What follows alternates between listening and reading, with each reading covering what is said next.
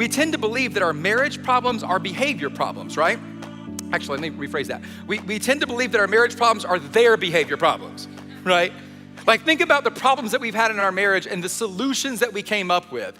All of the imaginary conversations seem to be, if they would just, things would be better. Like, if they would just come home sooner, if they would just leave sooner, if they would just think about me more, if they would just clean off their plate before they put it in the dishwasher. It's not a garbage disposal, right? Like, I'm sorry, that's personal. Like, if they would just, you think things would be better. And in some respects, maybe they would be better. Of course, what's, I guess, ironic is on the other side, somebody's saying, yeah, if you would just, things would be better too. Because we're all humans, we're all flawed. I mean, that isn't the answer. It's your relationship with Jesus. That's the answer. And when you begin to get that right, all the other things start feeling a lot better and start almost maybe becoming right. You see, it's almost impossible.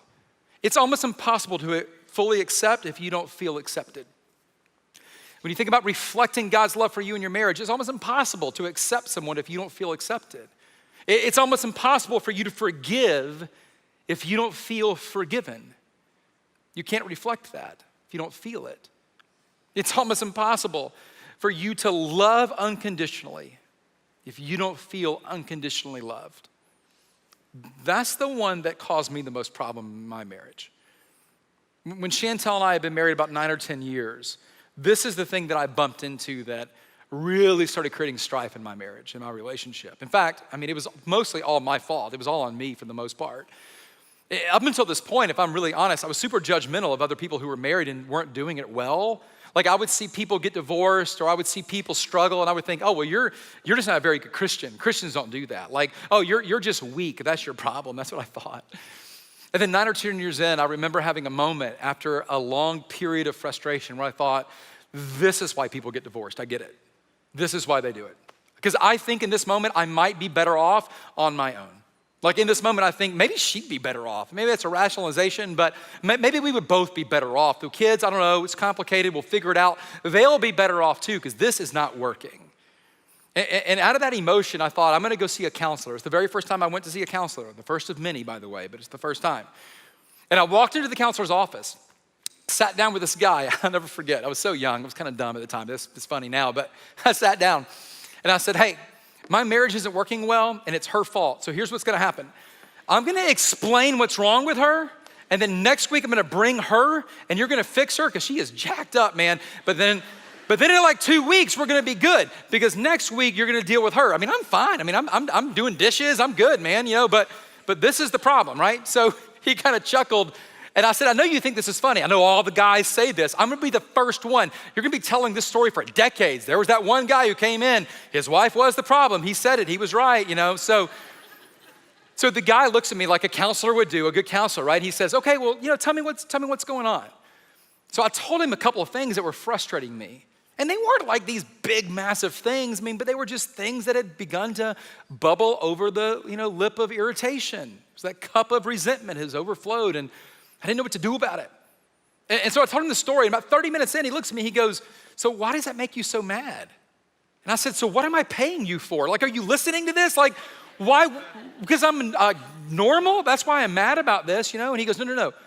He said, why?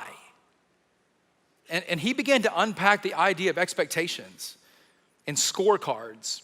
In fact, we opened up the pages of scripture and we read a lot about Jesus' love for me and how my marriage should reflect the way that I have been loved, not the way I want to be loved. You know what I realized is that for about 10 years in my marriage, I had lived off of a scorecard.